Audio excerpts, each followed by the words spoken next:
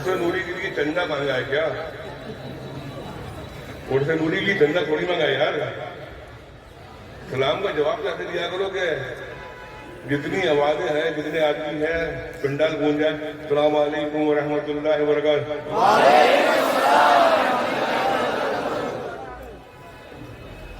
मैं निजामत के लिए नहीं आया, निजामत तो कर रहे हैं कारी इरफान साहब, कादरी बरकाती, खलीफा हुजूर अमीन मिल्लत।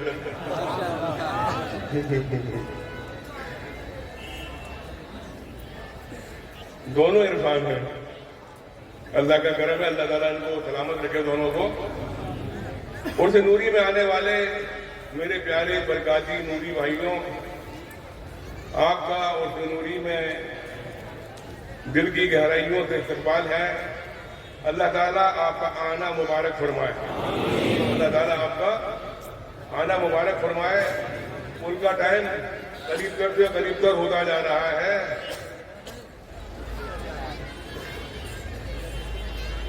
अल्लाह ताला आपको सलामत रखे।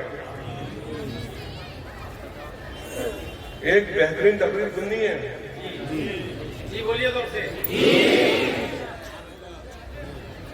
आका माशाल्लाह बड़े बड़े बरकाती तशरीफ फरमा है, जिनकी तकरीर के लिए महीनों पहले टाइम लेना पड़ता है। हजरत मौलाना मसलन बरकाती साहब की तकरीर के लिए महीनों और टाइम मिलता नहीं है, लेकिन ये फैजाने नूरी मियाँ है, ये फैजाने नूरी मियाँ है। हजरत को याद फरमाओ, मुझे तो शर्मिंदगी हो रही नहीं, हजरत तारीफ मैंने टाल दिया काम इरफान नजरी खलीफा हुजूर अमीन मिल्लत में। आप जानो मुझे बहुत कम टाइम में जारी रहना बड़ी शर्म से लगती है, लेकिन अल्लाह का करम है, हजरत हमारी दावत पर तशरीफ लाए। हजरत हमारी दावत पर तशरीफ लाए। हमारी दावत में क्या है? नूरी मियाँ की दावत पर आए। नूरी मियाँ ने कहा तो आए, हुजूर साहिब सरकार ने कहा तो आए। अब ज्यादा निजामत मैं नहीं करूंगा, लेकिन तकरीर शुरू हो जाएगी। मेरे प्यारे बरकाती भाइयों, सिर्फ आपसे दो बातें कहने के लिए आया हूं। अपने बच्चों को संभालो, अपनी बच्चियों को संभालो। अपने बच्चों को गौर करो। मुसलमानों, मैं बरकातियों से मुखातिब नहीं, इस बात में मुसलमानों से मुखातिब हूं। मैं मुसलमानों से मुखातिब हूं। मुसलमानों गौर करो, हमारी बेटियां कहाँ जा रही हैं, हमारी बेटियां कैसे जा रही हैं। हमारी बेटियां गैरों में जा रही हैं, हमारी बेटियां गैरों में जा रही हैं। इसमें गलती हमारी बेटियों की नहीं है, गलती हमारी है। हमारे माँ बेटी जो गलती है वो बेटी के माँ बाप की है। हमने छोटी सी उम्र में बेटी के हाथ में मोबाइल दे दिया, मोबाइल देखकर फिर हमने कोई परवाह नहीं करी। तो हमारी बेटियां वहां जा रही हैं जहां नहीं जाना चाहिए, गैरों के घर चली गई। आप तारीख उठा के देखिए, रोजाना अखबार में कोई केस निकलता है। अपनी बेटियों पर कंट्रोल करो, मोबाइल पर पाबंदी करो।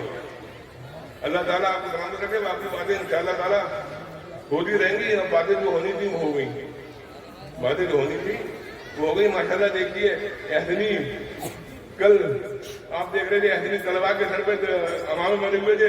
आज माशाल्लाह पहचान हो जाएगी, सबके इकट्ठे ही करते अमामे बने हुए माशाल्लाह। अल्हम्दुलिल्लाह, अल्लाह का करम है। अब बाकी काम संभालेंगे कारी इरफान साहब, कादरी बरकाती, वो बताएंगे प्रोग्राम कैसा चलना है।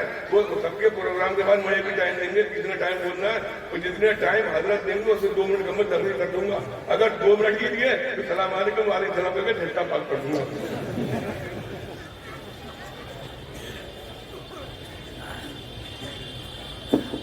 जब तक बिके न थे तो कोई पूछता न था, जब तक बिके न थे तो कोई पूछता न था, तुमने खरीद कर हमें अनमोल कर दिया। हजरात, अब आइए बेहतरीन माहौल में गुजारिश की जाए, हजरत अल्लाह मौलाना मुफ्ती मोहम्मद मसूद साहब बरकाती वो तशरीफ ला रहे हैं और हमारे कुलूब को मुनव्वर मुजल्ला फरमाए अपने तकरीर से। नारे लगाई, नारे तकबीर, नारे रिसालत, खानदाने बरकात, बरकाती दूल्हा, बरकाती दूल्हा, उर्से नूरी, उर्से नूरी, हजरत मौलाना मसूद अहमद साहब बरकाती। नारे तकबीर, नारे रिसालत।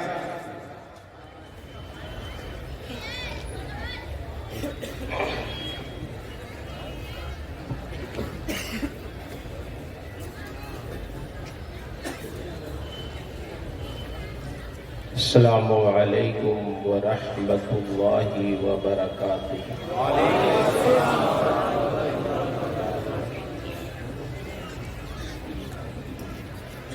نحمده ونصلي على رسوله الكريم، اما بعد فاعوذ بالله من الشیطان الرجیم، بسم اللہ الرحمن الرحیم۔ یا ایتها النفس المطمئنہ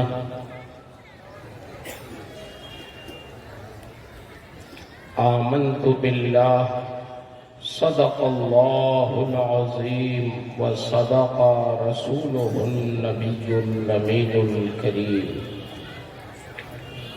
ونحن على ذلك لمن الشاهدين والشاكرين، والحمد لله رب العالمين۔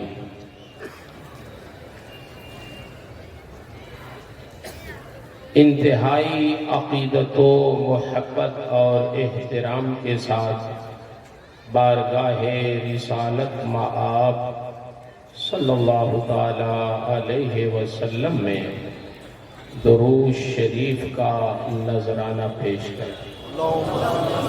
اللہم صلی علی سیدنا و مولانا محمد معدن الجود والکرم وآلہ وبارک وسلم صلاۃ و سلاما علیک یا رسول اللہ۔ عرص نوری میں حاضر ہونے والے سلسلے کے حضرات، برکاتی حضرات اور دیگر سامعین، اللہ تعالی ہمارا اور آپ کا آنا مبارک فرمائے، اور اپنے ان بزرگوں کے فیوز و برکات سے ہم سب کو فیض یاب فرمائے۔ یہاں سے جانے سے پہلے ہم سب کی مغفرت فرمائے۔ ہم اور آپ ایک کتب کی عرس کی تقریب میں حاضر ہیں، جن کو میاں صاحب کہا جاتا ہے۔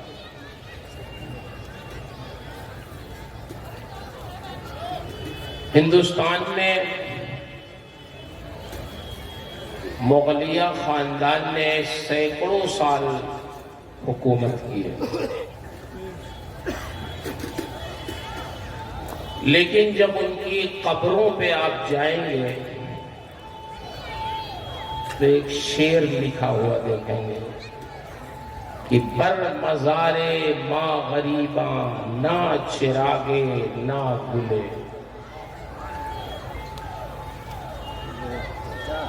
جس کا مفہوم یہ ہے کہ ہم وہ غریب لوگ ہیں، تھے تو بادشاہ، لیکن اب وہ اپنی حالت زار سے کہہ رہے ہیں کہ ہم وہ غریب لوگ ہیں کہ ہماری قبر پر اپنا کوئی پھول چڑھانے والا ہے، نہ چراغ جلانے والا، نہ ہی پھول کی بنیاد پر کوئی بلبل چہچہانے والی ہے، اور نہ چراغ ہے کہ کوئی پروانہ آئے اپنا پر جلائے۔ یہاں بالکل بھوکا عالم، کوئی خیریت پوچھنے والا، لیکن جنہوں نے اپنی زندگی دین کی خدمت میں گزاری ہے تو وہ زندہ رہتے ہیں تب بھی بھیڑ لگی رہتی ہے، وصال فرما جاتے ہیں تب بھی بھیڑ لگی رہتی ہے۔ آپ نے ابھی رات میں مخدوم گرامی مرتبت حضرت شرف ملت مدظ اللہ العالی سے سماعت کیا۔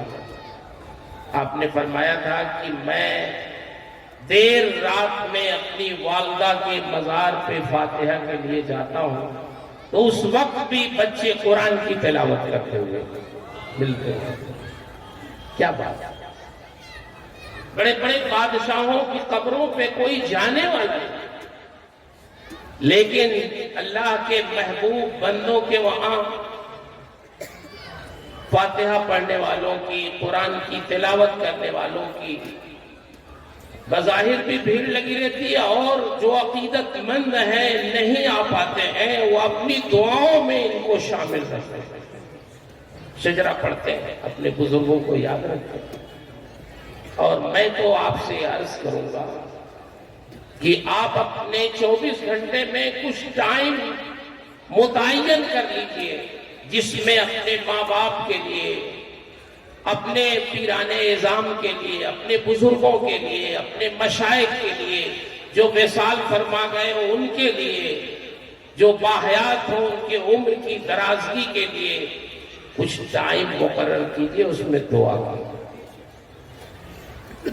دعا کرنے سے حدیث شریف میں آیا ہے کہ اگر تم کسی کا کے احسان کا بدلہ نہیں چکا سکتے تو اس کے حق میں دعا کرو، یہ بھی اس احسان کا بدلہ۔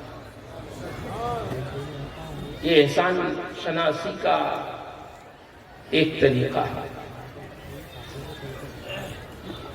بہرحال میں یہ عرض کرنا چاہ رہا ہوں کہ ہماری اور آپ کی جو زندگی ہے یہ دین سے متعلق ہے،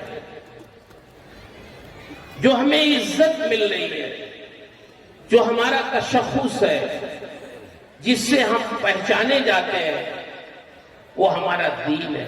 اس سے ہٹ کے ہمارا کوئی وجود نہیں ہے۔ آپ مرید ہوتے، کیوں مرید ہوتے؟ بولیے، دیندار بننے کے لیے۔ کبھی آپ کو اتفاق ہو، بلکہ میں گزارش کروں گا آپ سے، یہ نوری میاں کی ایک کتاب ہے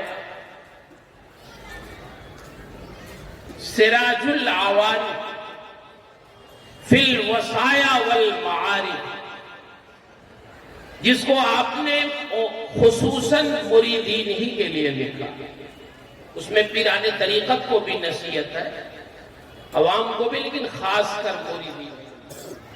اس میں بہت ساری نصیحتیں انہوں نے لکھی ہیں کہ ایک مرید کو کس طرح زندگی گزارنا چاہیے۔ میں سمجھتا ہوں اگر ہم لوگ اس کو پڑھ لیں تو اس سے بڑا فائدہ ہوگا۔ کیسے رہنا چاہیے، کیا کرنا ہے۔ وہ لکھتے ہیں کہ سب سے پہلے صاحب عرس اپنے اس کتاب میں لکھتے ہیں کہ سب سے پہلے آدمی کو اپنا عقیدہ صحیح رکھنا ہے۔ اگر عقیدہ نہیں صحیح ہے تو فرماتے ہیں کہ اگر عقیدہ نہیں صحیح ہے تو جتنا ہی زیادہ وہ عمل کرے گا اتنا ہی زیادہ وہ مقصود سے دور ہوتا جائے گا۔ جیسے چوراہا ہوگا، اگر آپ کو دائیں جانا ہے لیکن آپ دائیں جانے کے بجائے بائیں چلیں گے تو جتنا ہی چلتے جائیں گے اتنے ہی اپنی منزل سے کیا ہوگا، دور ہوگا۔ ہم تو خوش فہمی میں ہے کہ ہم اپنا مقصود پا رہے ہیں، قریب ہو رہے ہیں، لیکن چونکہ ہم نے اپنے مقصود کی جہت بدل دی تو پھر مقصد ہم سے دور ہو جا رہا ہے۔ جتنی محنت کر رہے ہیں اتنے ہی زیادہ دور ہو رہے ہیں۔ تو سب سے پہلے عقیدہ صحیح۔ پھر فرماتے ہیں کہ آدمی اپنا عمل شریعت کے مطابق کرے۔ ایک بات انہوں نے اس میں بڑی اچھی، میں علماء کرام سے بھی گزارش کروں گا جو میرے ہم عمر ہیں،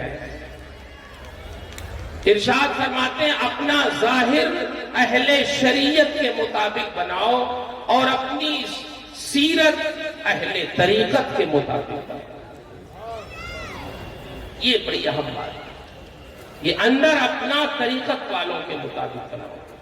ارشاد فرماتے ہیں شریعت پہ عمل کے بغیر نہ کوئی پیر ہے نہ کوئی مرید ہے۔ آپ لوگوں سے مراد یہ ہے لوگ ہمارے کہاں پھنس جاتے ہیں۔ اللہ کا شکر ہے ہماری خواہ برکاتیہ آپ تاریخ اٹھا کے دیکھیں گے تو اس خانقاہ نے ہمیشہ فیضیاب کیا ہے. اور کس طرح سے فیضیاب کیا؟ جو علمی خاندان ہیں انہیں بھی فیضیاب کیا، اور جو خانقاہیں ہیں انہیں بھی فیضیاب کیا.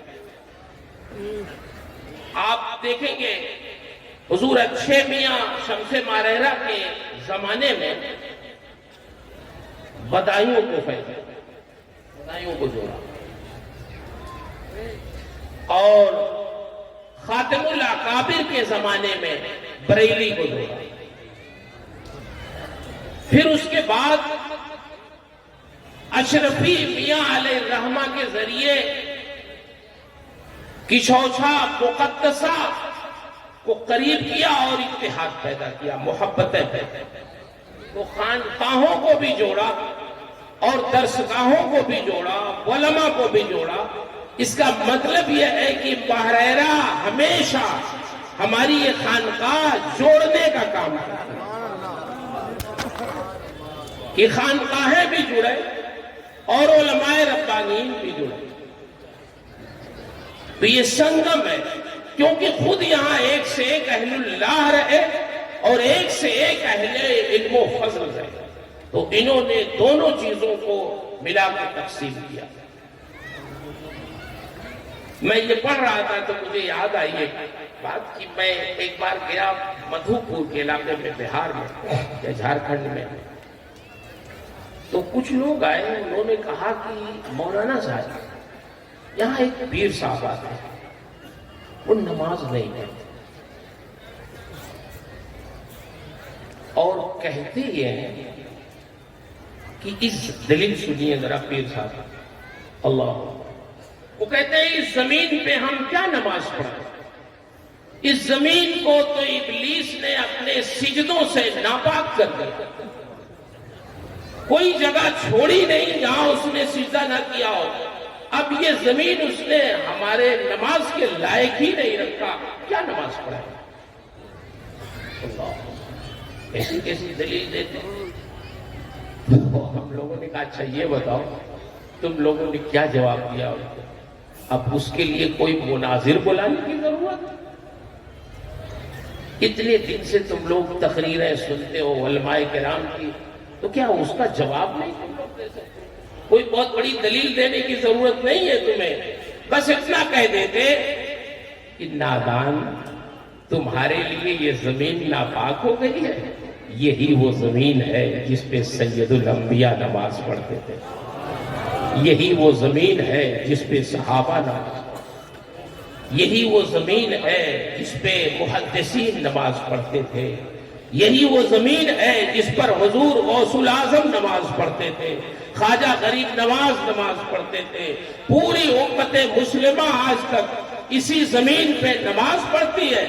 سب کے لیے پاک ہے زمین، تمہارے لیے ناپاک ہو گئی؟ نہیں نہیں، زمین ناپاک نہیں ہوئی ہے، تم ناپاک ہو گئے. اتنا تو اتنے کے لیے کوئی دلیل کی ضرورت ہے کتاب و سنت کی؟ تو ایسے ایسے لوگ بھی گھومتے ہیں. حضور نوری میاں علیہ الرحمہ نے اس کتاب میں بہت زور دیا اس پہ کہ اصل شریعت ہے، شریعت سے ہٹ کے آدمی کی زندگی کا تصور کریں اور پھر آپ غور کریں. بزرگوں کے حالات پڑھی، حضرت عمر کے حالات. حضرت عمر رضی اللہ تعالی عنہ اپنے دور خلافت میں مدینے سے مکہ گئے حج کرنے کے لیے اپنے دور خلافت میں. تو مکے سے قریب ایک جگہ ہے مقام دجنان، وہاں فرمانے لگے کہ ساتھیوں سے اپنے رک جاؤ، اپنی سواریوں سے اتر جاؤ، تھوڑی دیر یہاں مجھے ٹھہرنا. لوگوں نے کہا امیر المومنین کوئی خاص بات ہے؟ کہا ہاں خاص بات ہے. کہا فرمائیں. تو رکے تو کہنے لگے سنو، یہاں سے ایک میری یادگار وابستہ ہے. اس زمانے کی حالت کفر تھی. جب میں مسلمان نہیں ہوا تھا تو یہی وہ جگہ ہے جہاں میں اپنے باپ خطاب کے اونٹوں کو چرایا کرتا تھا. کل 5 اونٹ میرے باپ خطاب کے تھے. مجھ سے کہتے ہیں عمر ان 5 اونٹوں کو ایک لائن سے سیدھا کھڑا کر دو. تو حالت کفر میں وہ 5 اونٹ بھی عمر سے سیدھے نہیں ہوتے تھے. ایک کو لاتا دوسرا چلا جاتا, دوسرے کو لانے کی کوشش کرتا, پہلا بھاگ جاتا, تیسرے کو لاتا, دوسرا بدک جاتا. یہ 5 اونٹ بھی عمر سے سنبھلتے نہیں تھے. اور میرے باپ خطاب کہیں سے چھپ کے دیکھتے رہتے تھے. جب وہ صحیح نہیں ہوتے تو آ کے میری پڑائی لگاتے تھے. میں ہر دم ڈرتا رہتا تھا کہ کہیں سے میرے باپ خطاب نہ آ جائے. لیکن آج میں سوچتا ہوں یہ ایک وہ زمانہ تھا جب مجھ سے 5 اونٹ بھی حالت کفر میں سنبھلتے نہیں تھے. لیکن جب میں رسول اللہ کے دامن سے وابستہ ہوا, مومن ہوا, تو آج بیٹھتا ہوں مدینے میں اور فیصلے ایران اور شام تک کے میں کرتا ہوں. ایک جگہ سے بیٹھ کر پوری دنیا اسلام پر میں نگاہ رکھتا ہوں, حکومت کرتا ہوں, لوگوں کے فیصلے کرتا ہوں اور لوگوں کی خدمت کرتا ہوں.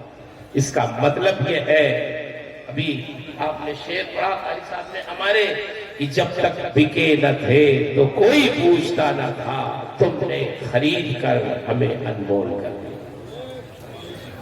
تو ہماری آپ کی زندگی دین سے ہٹ کے کچھ بھی نہیں, دین سے ہٹ کے کوئی تصور نہیں. اس لیے یہ ساری چیزیں, یہ خانقاہ ہے, یہ مدارس, یہ ہمارے بزرگان دین, یہ سب ہماری ہدایت اور رہنمائی کے لیے ہے, ہمیں نیک بنانے کے لیے. یہاں آپ کو بلایا اسی لیے جاتا ہے عرس کے نام پہ کہ آپ یہاں سے فیضان لے کے جائیں اور سال بھر تک اس سے اپنی زندگی کو سنواریں. مقصد یہی ہے, بزرگوں کا جو مقصد تھا عرس کا مقصد یہی تھا. اور ہم لوگ تو بڑے خوش نصیب ہیں. حضرت نے رات بتایا تو مجھے بڑی خوشی ہوئی. اللہ تعالی ہمارے ادارے کے چلانے والوں کے دل میں ایسے ہی وسعت پیدا ہو. صرف میں کوئی بہت تجربہ کار تو نہیں ہوں نا, میں اتنا بہت جاتا ہوں, لیکن صرف 2 مدرسے میں نے ایسے سنے کہ جن کے بارے میں مجھے معلوم ہوا کہ وہاں اساتذہ اور طلبہ پر زکوٰۃ کی رقم خرچ نہیں کی. ایک حضرت نے رات بتایا, اللہ حضرت کی عمر میں, صحت میں, درجات میں بلندی عطا. تنہائیوں میں دعا کریں. یہ بزرگان دین, یہ ہماری خانقاہ کے لوگ, یہ اللہ کی امانت ہے, یہ نعمت ہے اللہ کی. جو بچے یہاں پڑھتے ہیں وہ تو خوش نصیب ہیں ہی, ہم سب لوگ خوش نصیب ہیں. اور سیکھنا چاہیے. اگر آپ مدرسہ چلا رہے ہیں تو سیکھیے کیسے چلانا چاہیے. رات جب آپ فرما رہے تھے کہ کیا کھانا ہے, میں بچوں سے پوچھتا ہوں کھانا کیا. ناز برداری کس کو کہتے ہیں؟ آپ تو داخلہ کرا کے چلے جاتے ہیں, ناز برداری یہ کرتے ہیں. ناز برداری مجھے یاد آئی بات, یہ ہمارے جو بزرگ تھے اسلاف, ان کا یہ طریقہ. ہمارے امام اعظم ابو حنیفہ رضی اللہ تعالیٰ عنہ, جن کی ہم تقلید کرتے ہیں, رات حضرت جب بتا رہے تھے تو میں یہ سوچنے لگا کہ امام صاحب کے جو جلوے تھے اس کا عکس اخلاقیات میں طلبہ کے ساتھ حضور شفیق العلماء و طلبہ میں نظر آیا. امام صاحب کے ایک شاگرد تھے امام ابو یوسف, یعقوب نام تھا. وہ خود اپنی داستان لکھتے ہیں کہ میں بچپن میں یتیم ہو گیا تو میری ماں نے ایک دھوبی کے وہاں ملازمت پہ لگا دیا. میری ماں سود کاٹتی تھی, اس سے خرچ نہیں پورا ہوتا. تو مجھ سے جب میں تھوڑا ہوشیار ہوا تو مجھے ایک دھوبی کے وہاں ملازمت پہ لگا دیا, اور روزانہ تھوڑے سے پیسے میں پاتا تھا تو میں اپنی والدہ کو لا کے دیتا تھا. تو وہ اپنی آمدنی اور میری آمدنی دونوں کو ملا کے اسی سے ہماری پرورش کرتے ہیں، کھلاتے پلاتے ہیں۔ جس راستے سے میں دھوبی کے وہاں جاتا تھا ملازمت پہ، تو اسی راستے میں امام اعظم ابو حنیفہ کا مکان تھا۔ ایک دن میں نے نگاہ ڈالی تو دیکھا کہ بہت سے لوگ بیٹھے ہوئے، امام صاحب کچھ بیان کر رہے ہیں اور لوگ بڑی سنجیدگی سے سن رہے ہیں۔ تو میں نے کہا کہ چلو میں بھی دیکھتا ہوں کیا بیان ہو رہا۔ گیا، بیٹھ گیا۔ امام صاحب مسائل شرعیہ بیان کر رہے تھے، کتاب و سنت سے مسائل نکال کے بیان کر رہے تھے۔ میں بیٹھا، مجلس بہت اچھی لگی اور دن بھر وہیں رہ گیا، شام کو گھر آ گیا۔ تو اس دن میں نے چونکہ ملازمت نہیں کی تو مجھے پیسے بھی نہیں ملے، ماں کو میں نے کچھ دیا نہیں، میری والدہ نے کچھ پوچھا تو نہیں، لیکن وہ سوچنے لگی لڑکا لگتا ہے کھیلنے میں لگ گیا۔ دوسرا دن ہوا، پھر میں گیا، پھر امام صاحب کی مجلس میں بیٹھ گیا، شام ہوئی پھر میں چلا آیا، پھر پیسے نہیں دیے۔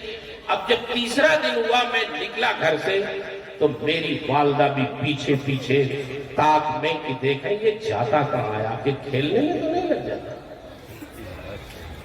جیسے ہی میں امام صاحب کی مجلس میں بیٹھا تو میری والدہ بھی چلی آئی امام صاحب کی مجلس میں۔ انہوں نے برجستہ کہا، نعمان یہ میرا بیٹا ہے، اس کو واپس کر دو۔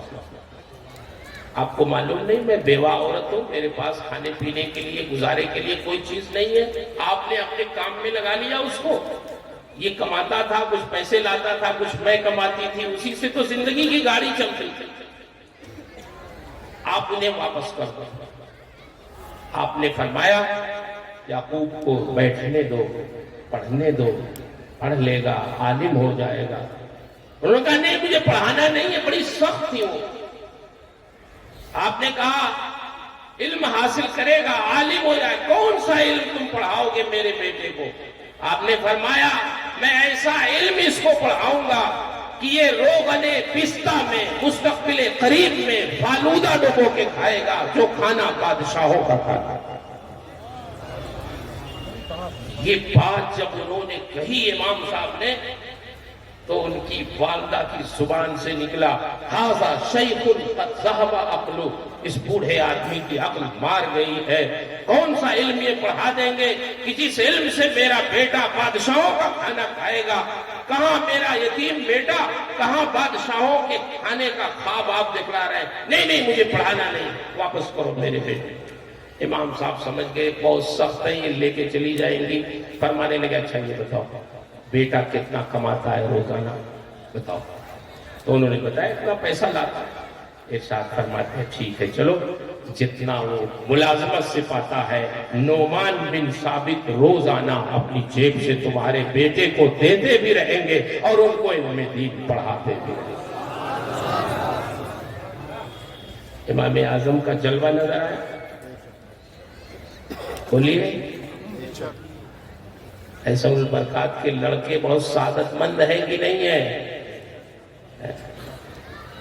مدرسوں میں پیاز مانگنے چلے جاؤ تو نہیں دیتے ہیں مطبخ والا، وہ کہتے ہیں الگ سے نہیں ملے گی، جا کے خرید کے لے آؤ۔ کہیں کہیں ایسا دل وسیع رہتا ہے تو کام ہوتا۔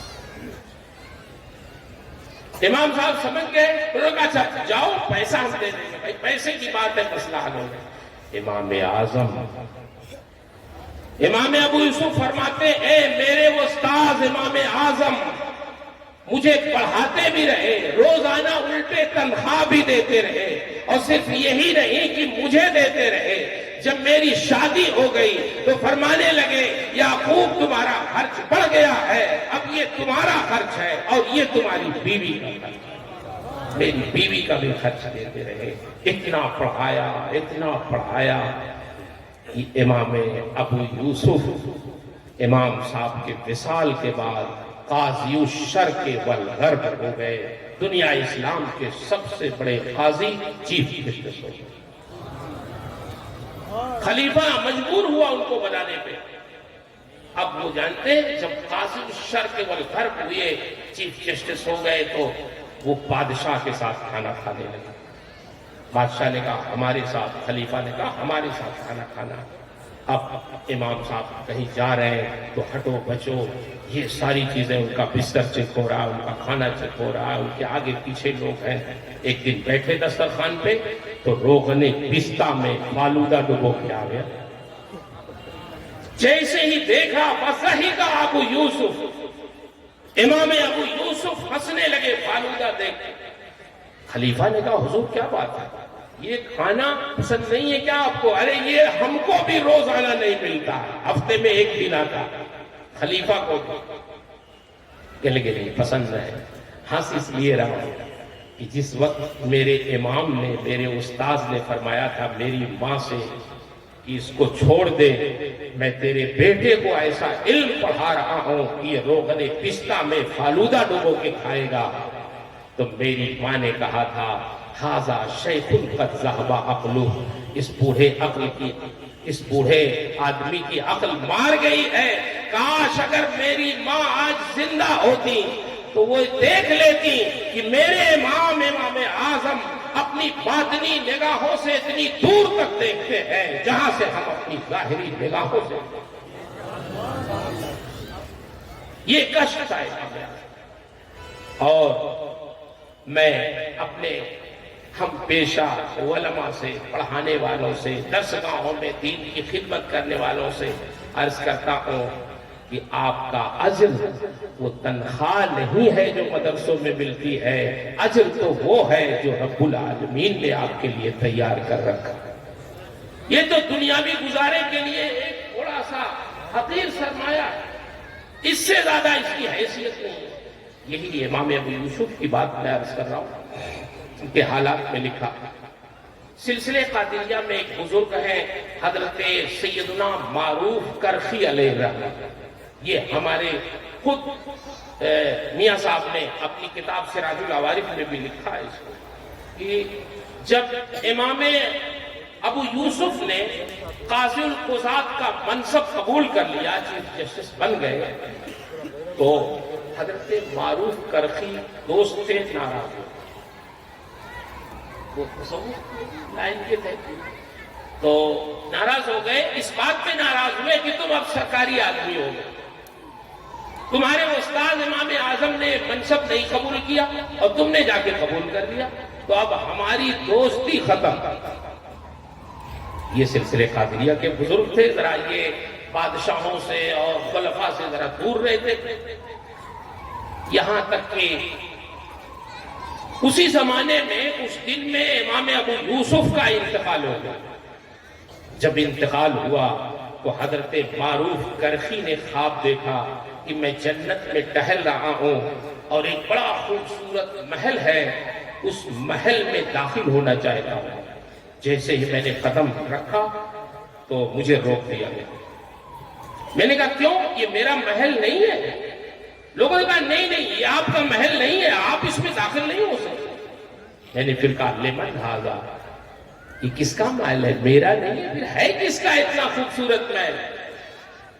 تو جواب دیا لے ابی یوسف، یہ ہے امام ابو یوسف۔ میں نے کہا ابو یوسف کا؟ ابو یوسف ایک سرکاری آدمی تھے، وہ تو قاضی تھے، وہ تو دنیا کے عہدوں میں ایسے ایک عہدے پہ فائز تھے، اتنا خوبصورت محل ان کا کس بنیاد پہ؟ میرے ذہن میں وہی بات تھی کہ صاحب انہوں نے وعدہ قبول کر لیا اور سرکاری آدمی، لیکن میں نے پوچھا اتنا اچھا محل کس بنیاد پہ؟ علماء کرام، طلبہ، مبارک ہو آپ کو، ہم سب کو اللہ نے جس راستے پہ لگایا ہے اس سے بہتر آپ کے لیے ہمارے لیے کوئی راستہ نہیں۔ بچوں کو پڑھانا اس سے بہتر کیا ہے؟ ایک طالب علم بھی اگر اللہ والا ہو گیا تو اساتذہ، طلبہ، مدرسے کے چلانے والے، آپ لوگ معاونین، انشاءاللہ سب کا کام ہو۔ جواب دیا جب انہوں نے، حضرت معروف کرخی فرماتے میں نے پوچھا کیوں اتنا بڑا محل؟ جواب دیا للتعلیم والتعلم، اس لیے کہ علم، امام ابو یوسف علم دین سیکھتے تھے، انہوں نے علم دین سیکھا اور پھر علم دین سکھایا، تو اس علم دین سیکھنے اور سکھانے کے نتیجے میں اللہ نے ان کو اتنا خوبصورت محل عطا فرمایا. حضرت ابو ہریرہ سے سرکار نے فرمایا، ابو ہریرہ تمہاری زندگی اگر علم دین سیکھنے اور سکھانے میں گزر گئی، اسی میں انتقال ہوا تمہارا، تو تمہارے قبر کی زیارت کے لیے اتنے فرشتے آئیں گے جتنے فرشتے بیت عتیق کی زیارت میں. کیا شان، پڑھنا پڑھانا مدرسہ، اللہ اکبر.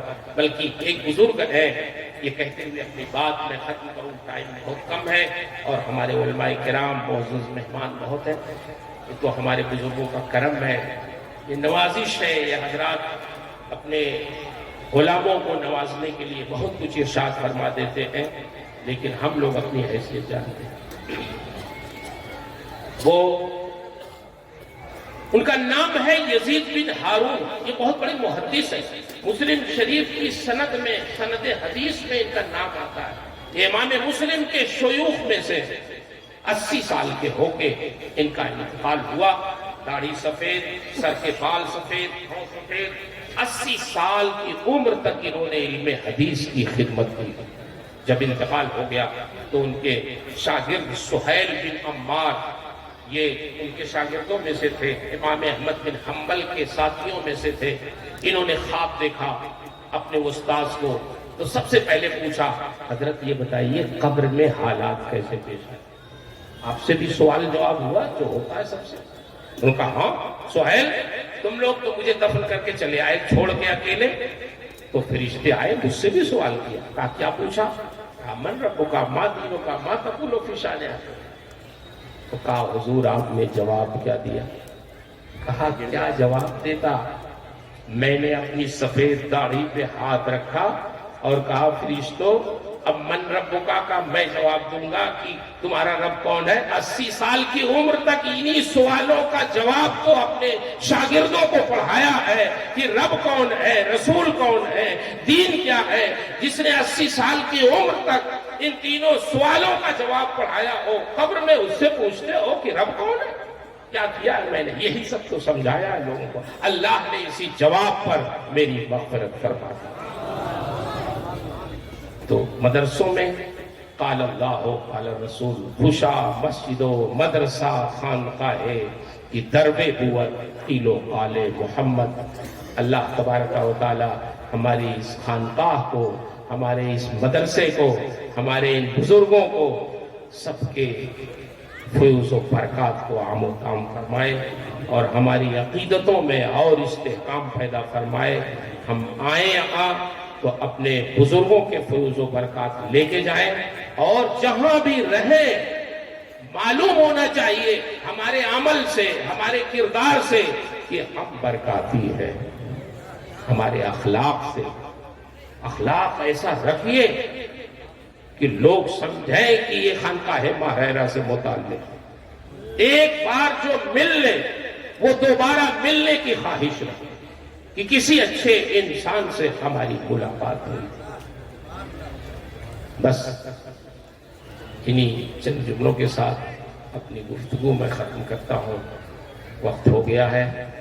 بس اس دعا کے ساتھ کہ میں نے جو کچھ بھی عرض کیا ہے اس میں جو حق ہے، جو ثواب ہے، جو صحیح ہے، وہ سب میرے رب کی طرف سے ہے. میرے بیان میں، میری تعبیر میں، خود میرے سمجھنے میں، میرے سمجھانے میں جو غلطیاں ہیں وہ سب میری طرف سے ہیں. اللہ مجھے حق کہنے، حق سنانے، خود حق پہ قائم رہنے اور حق کی نشر و اشاعت کی توفیق عطا فرمائے. ہمارے بزرگ، ہمارے مشائخ، بالخصوص حضور امین ملت، حضور شرف ملت، حضور شفیق العلماء والطلباء، حضور رفیق ملت، حضور امان ملت اور خانوادے کے جتنے بھی ہمارے شہزادگان ہیں، اللہ سب کی عمروں میں برکت عطا فرمائے، سب کے درجات بلند فرمائے، سب کو صحت و عافیت کے ساتھ رکھے، سب کو نظر بد سے محفوظ رکھے. مریدین پر، متوسلین پر، محبین پر ان کا سایہ عاطفت دراز رکھے. استغفراللہ ربی من کل ذنب واتوب الیہ۔ السلام علیکم۔ سبحان اللہ سبحان اللہ۔